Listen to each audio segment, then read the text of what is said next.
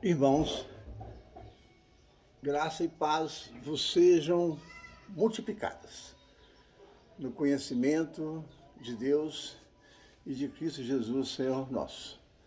Essa é a saudação que Paulo fez na sua segunda epístola, capítulo 1, versículo 1. Certa vez, não faz muito tempo, eu gravei um vídeo sobre o ministério, o grandioso ministério do apóstolo Paulo. Aí alguém me questionou, você não está sendo injusto com Pedro, não? Afinal de contas, todo mundo sabe da importância de Pedro. Lá em Roma ele tem uma basílica, um palácio, e Paulo, a capelinha, chama Capela Sistina.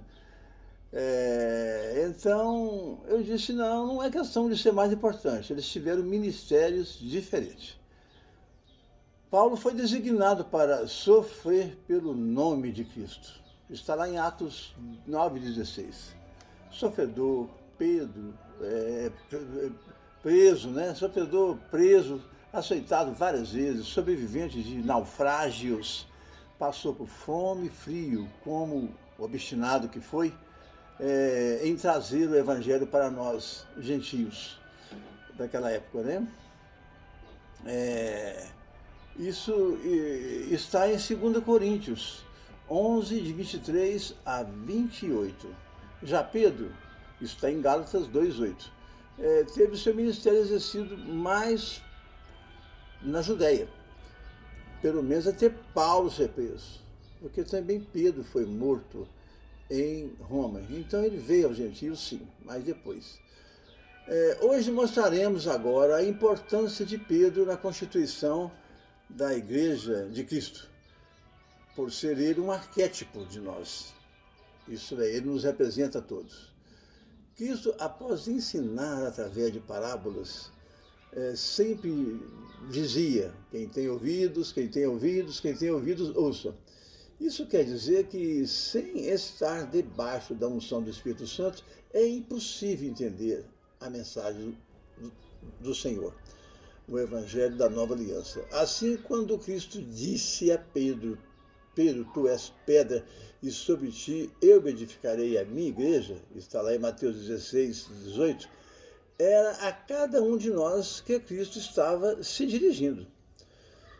Mas para o melhor entendimento desse mistério, antes de tudo, é necessário entender o que é a tal igreja que Cristo se referia. A palavra igreja, assim como outras palavras trazidas por Cristo em seu Evangelho, inexistia até os dias da chegada do Salvador entre nós. Entretanto, sobre a pedra de fundação dessa igreja, pedra fundamental, pedra angular, pedra de alicerce, sim. Quanto a essa pedra, já havia menção profética. Embora entendimento até hoje deixa muito a desejar, né? Está lá em Números, né? Lá na Velha Aliança, Números 20, de 6 a 13. Sem água para o povo beber, então Moisés ora a Deus e é orientado para falar a rocha, de onde sairia muita água, como saiu. Mas ao invés de apenas falar a rocha, Moisés bateu com o seu cajado por 2 vezes na rocha. Acontece que a rocha já era a prefiguração de Cristo. E apesar de haver jorrado muita água, como castigo, Moisés e Arão foram proibidos de entrar na terra prometida. Está em Salmo 118, de 22 a 24, e Atos 4, de 11, 4, 11 e Mateus de 21 a 42, diz que a pedra rejeitada pelos construtores, essa veio a ser a pedra angular. Então Cristo é a pedra angular. Bom, é como visão do reino dos céus, mostrada por Cristo em Lucas 17, de 20 a 21. Coisas que são vistas coisas que não são vistas com aparência visível, né? Justamente por estar dentro de nós. No mesmo sentido,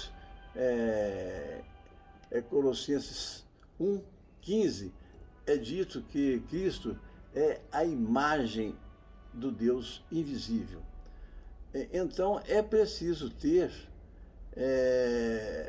olhos espirituais para entender a invisibilidade do Deus que se tornou visível apenas em Cristo Jesus, Senhor nosso. Então Cristo, espiritualmente, destruiu santuários visíveis, né? Simbolizado por o Templo de Salomão.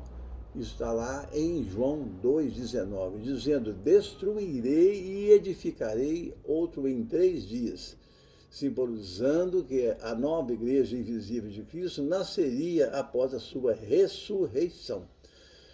Religiosos entendem tão mal esse mistério, e sem unção da graça, como Edir Macedo, e a um preço da construção de um shopping center, ele edificou uma réplica do Templo de Salomão em São Paulo.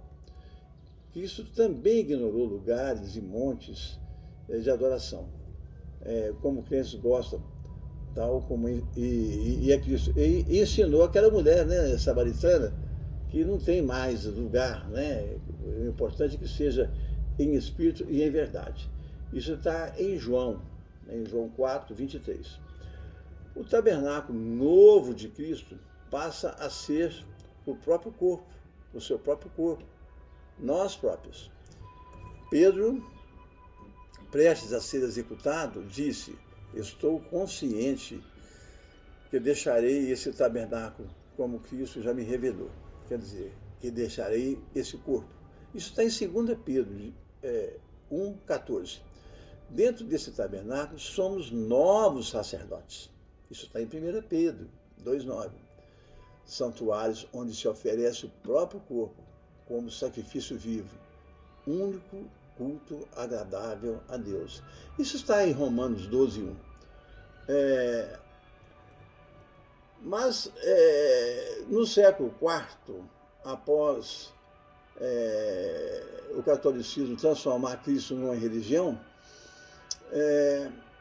então tiveram que inventar um lugar físico para se posicionarem como semideuses. Então, a partir da palavra igreja, recriaram basílicas e santuários, né?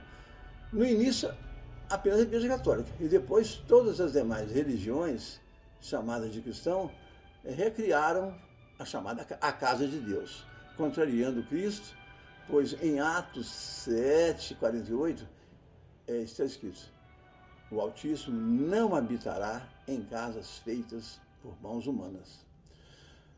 O que devia ser chamado apenas de lugar de reunião, né, congregação cristã, comunidade cristã, ou local de reunião, virou igreja. Amados, até hoje, quem constrói casa é chamado de pedreiro, pois não se constrói casa sem pedra, ainda que sejam feitas de concreto, de cimento. A igreja espiritual de Cristo é feita com 2 pedras, 2 naturezas de pedras. Uma, a de alicerce, Petra, que é igual a Cristo, e outra, pedra pequena, chamada Petrus, que é igual a Pedro. Cristo é pedra angular, pedra de alicerce, pedra direcionada, que direciona e determina como será a construção. Portanto, o alicerce, o que dá fundamento, sustentação, sentido e direcionamento do prédio, é Cristo. A outra pedra é Petrus, do grego, que é pedra menor. Ela serve para paredes, piso, né? Pedra menor. Assim, mais tarde, na primeira epístola de Pedro 2, de 4-8, ele próprio, Pedro, entendeu muito bem esse mistério e esclareceu isso muito bem para nós, ensinando que a pedra angular, a de alicerce, não é ele, mas Cristo. e que ele, Pedro, é como nós outros. Somos apenas pedras viventes, pedras que vivem. Então, Simão, Pedro, com o nome que Cristo acrescentou, depois seria a pedra, jamais seria a pedra angular, pois se a igreja fosse construída sobre ele, seria como fazer uma casa sem alicerce, né? Pois Pedro é como nós, apenas o arquétipo do material pedra que vive, né? Queridos, ainda refletindo sobre o conceito de igreja, vamos conhecer melhor sobre quem é Pedro. Foi apenas quem representa todos nós. Por isso ele foi escolhido. Imperfeito, falante, aparecido, errante, vaidoso, inconstante, corajoso para algumas coisas e covarde para outras, como qualquer um de nós. Então, ao contrário do que se pensa, Cristo não escolheu Pedro por ser plus, por ser um indivíduo mais, e mais do que qualquer um dos outros, mas justamente por ser igualzinho a cada um de nós, nosso arquétipo. Se não, vejamos. Vamos lá. Mostrar as fraquezas de Pedro. Em Lucas 5, de 8 a 10, Pedro, depois de haver tentado pescar o dia todo e nada conseguir, mas seguindo a orientação de Cristo, joga a sua rede. Ali no mesmo lugar, à sua direita, e a rede encheu tanto que rompia as malhas. Entretanto, Pedro, ao perceber estar diante de um grande milagre, prostrou-se diante do Senhor e, se sentindo indigno, pediu que Cristo se afastasse dele, por ser ele um pecador, indigno, tal como pensamos de nós, mesmo hoje em dia.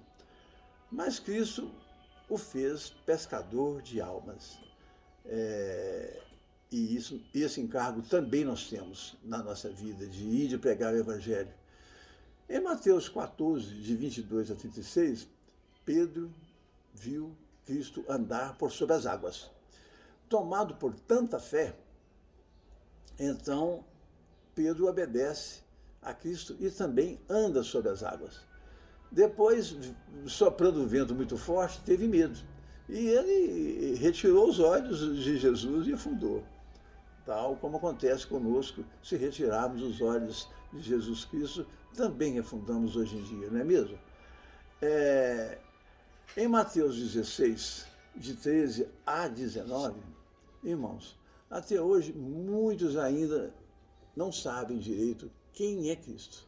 Mas naqueles dias, então Cristo perguntou a eles: o que dizem as pessoas o que eu sou? E responderam: há quem diga que tu és João Batista, que voltou. Outros dizem que tu és Elias, Jeremias ou algum dos profetas. Se dirigindo agora ao próprio grupo, então Cristo perguntou: e vocês? O que pensam que eu sou? Pedro logo responde: tu és Cristo, o Cristo, Filho de Deus vivo.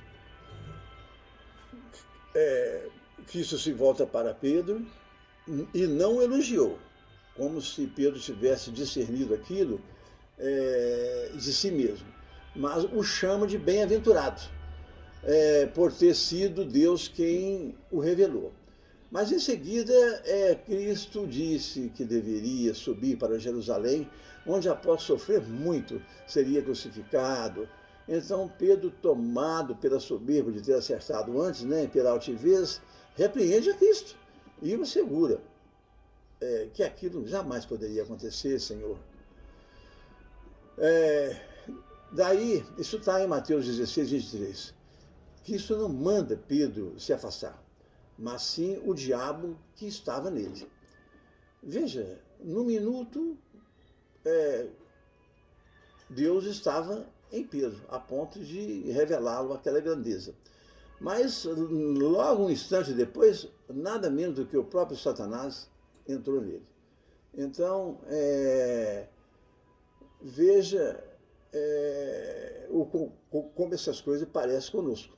Em Marcos 9:2, 6 dias depois, Jesus chamou Pedro e os 2 filhos de Zebedeu, João e Tiago, e levando-os ao monte ali próximo, viram Jesus se transfigurar, e o seu rosto resplandecia como o sol, e as suas vestes ficaram brancas.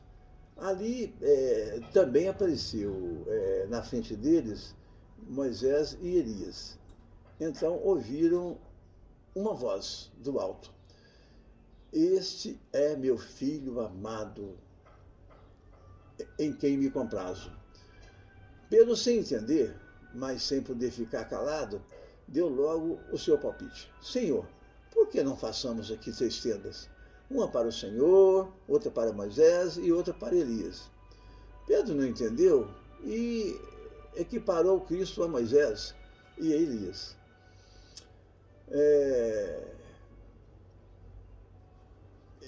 E até hoje ninguém entende, né? Não sabe desse mistério. É que ali Moisés representava a lei e Elias representava todos os demais profetas até aquele momento. E que, naquele momento, tanto a lei quanto os profetas perdiam sua importância e validade diante de Cristo. Pois, como está em Romanos 10, 5, em Hebreus 1, e em Hebreus também 8, de 7 a 17, o final da lei e dos profetas é Cristo. Em João 13, de 4 a 16, na reunião da Páscoa, que Cristo mandou organizar, de repente Cristo pegou uma bacia e uma toalha e pôs-se a lavar os pés de seus apóstolos. Então Pedro, que não consegue ser igual aos demais, logo disse: "Não vou deixar que o Senhor me lave os pés a mim, de jeito nenhum." Então Cristo disse: "Se eu não lhe lavar os pés, você não tem parte comigo." Então Pedro, como qualquer um de nós, disse: "Senhor, então me lava o corpo todo." Sem entender o exemplo de grandeza e de humildade ali ensinado por Cristo. Isso está em Mateus, de 26. Mateus 26, de 31 a 35. Ainda na noite em que Jesus foi preso, Cristo disse: "Esta noite todos vocês se escandalizarão, pois serei preso, humilhado, sofrerei e serei crucificado." Pedro, querendo ser melhor do que os outros, disse: "Senhor, ainda que todos esses que estão aqui lhe abandone, eu lhe acompanharei." E mesmo após Cristo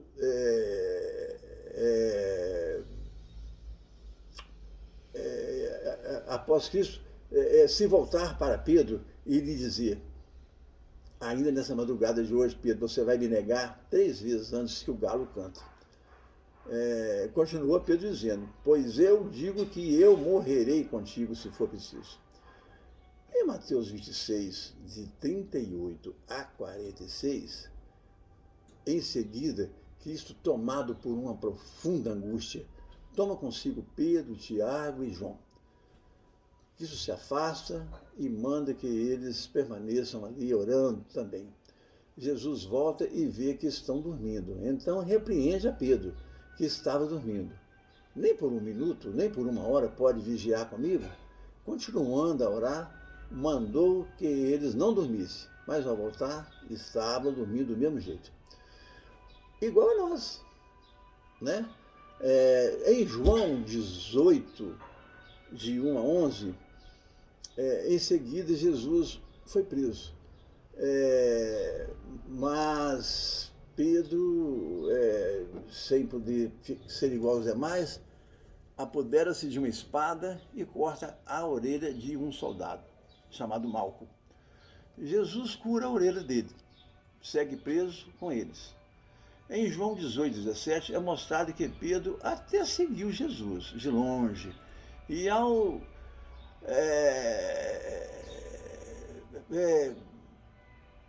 ser encontrado na varanda da casa de Anás, o sumo sacerdote, para onde Jesus foi levado, primeiramente a empregada reconhece Pedro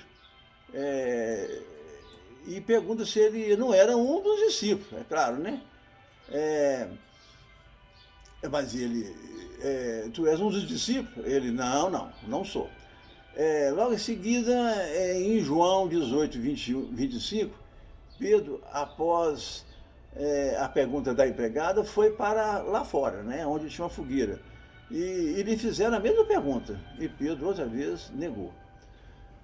Em João, né, de 18 a 25, a 26, era 18, 26, então Pedro se afasta mais ainda.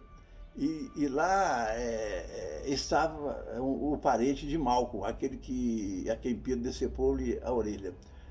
Reconhecendo, disse esse soldado de Anás, né? Eu não lhe vi lá no jardim onde Jesus foi pregado? Onde Jesus foi preso, desculpe. Então, Pedro negou e o galo cantou. Em Mateus 27, 32, após Jesus carregar a cruz, exaurida todas as suas forças após cair, o soldado mandou que um sirineu, também de nome de Simão, acabasse de levar a cruz para Jesus. Mas Pedro não estava lá não, né? Em João 17, 25. Aos pés da cruz estavam ali o apóstolo João, que era o mais jovem, né? Estava também a mãe de Jesus e a sua irmã. E estava também Maria, mulher de Clopas, e Maria Madalena. Pedro também lá não estava, aos pés da cruz. Isso é porque ele disse que acompanhava onde fosse, é por isso que eu estou mostrando esses pontos falhos de Pedro, né? Em João 21, consta que Cristo, após sua ressurreição, esteve entre os discípulos cerca de 40 dias. Mas Pedro, desorientado, envergonhado, volta para a sua profissão antiga, e alguns o seguem. Já pela terceira vez a ver Jesus Cristo aparecido entre eles, isso ocorreu às margens do Mar da Galileia, outra vez. Após outra pescaria mal sucedida, então Cristo aparece e de longe mandou que jogassem a rede à direita do barco. E outro milagre semelhante àquele primeiro aconteceu. Após comerem, então Cristo perguntou a Pedro se ainda era verdade, né, que ele o amava mais do que os outros. Então Pedro respondeu, sim, Senhor, tu sabes todas as coisas. Jesus repetiu a pergunta por 3 vezes, pois afinal Pedro negou 3 vezes. Então eu vou te perguntar 3 vezes, né? E ele respondeu ainda que o amava mais do que todos os outros. Bom,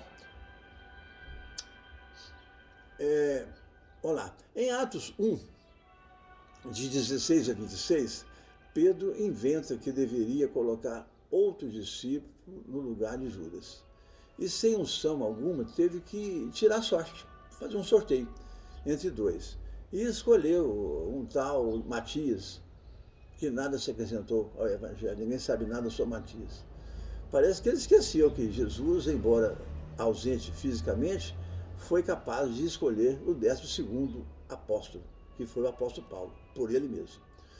Em Gálatas 2, de 11 a 14, Paulo repreende a Pedro, posto que estavam felizes ali, Pedro sentado à mesa junto com os gentios, coisa que os judeus não permitiam.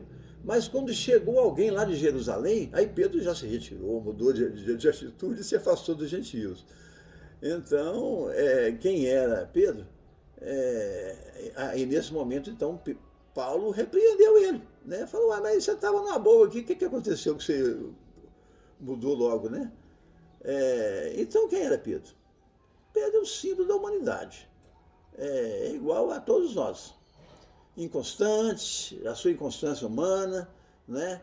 É capaz dos avanços e dos recuos, das escaladas e das caídas, capaz de se ver usado por Deus quando da revelação sobre quem era Cristo, e logo depois Satanás entrou nele, né?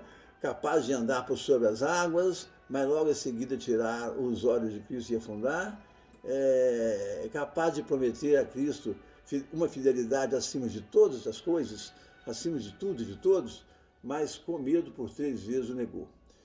Pedro está dentro de cada um de nós. Temos o seu DNA, o mesmo sangue. Ele representa todos nós. Ele é o nosso arquétipo. Pedro sempre se posicionou a favor da evangelização dos gentios. É verdade. Isso está em Atos 15, de 7 a 21. Mas essa missão foi confiada mesmo a Paulo, por eles mesmos, né? Por a comissão que reuniu Jerusalém. Decidiu que Paulo ia aos gentios, a nós, né?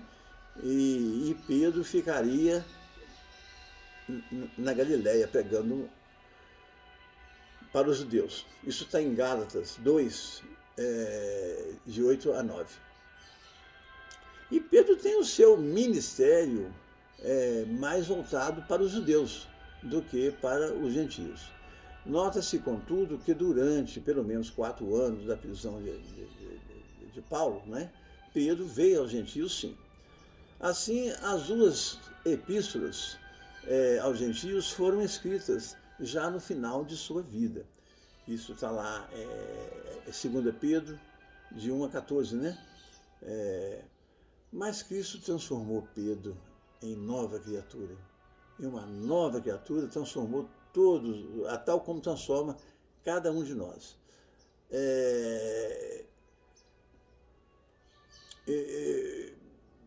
Essas transformações é o que nos importa, porque ele faz isso com cada um de nós. Após haver negado Cristo por 3 vezes, agora crucificado e desiludido, voltou a pescar. Mas a ressurreição de Cristo, ele reaparece e demonstra seu cuidado com Pedro. Pois, conforme está em Romanos 5:20, onde abundou o pecado, superabundou o perdão, superabundou a graça. Então, após a assunção de Cristo às alturas, na Pentecoste, então Pedro, cheio do Espírito Santo, em seu primeiro discurso, converte cerca de 3.000 pessoas. Está lá em Atos 2:41. Na entrada principal do Templo de Jerusalém, um mendigo pediu a Pedro uma esmola. Mas Pedro responde a ele: olha, prata e ouro eu não tenho, mas o que eu tenho eu lhe dou. Em nome de Jesus Cristo, levanta e anda. Isso está lá em Atos 3, Atos 3, de 2 a 8. Pedro, frente ao Sinédrio, não assume o milagre, mas o atribui a Cristo e acusa o Sinédrio de haver matado o Deus da glória. Com tamanha autoridade, nem está lá em Atos 4, 6. Pedro, à frente dos trabalhos nos primeiros dias da igreja primitiva, ante a importância do fortalecimento da presença do Espírito Santo, dali em diante, entre eles, profetiza a morte de Ananias e Safira por mentirem ao Espírito Santo, pois venderam a propriedade e disseram haver dado todo o dinheiro para a igreja, mas eles guardaram uma boa parte. Conclusão: morreram imediatamente.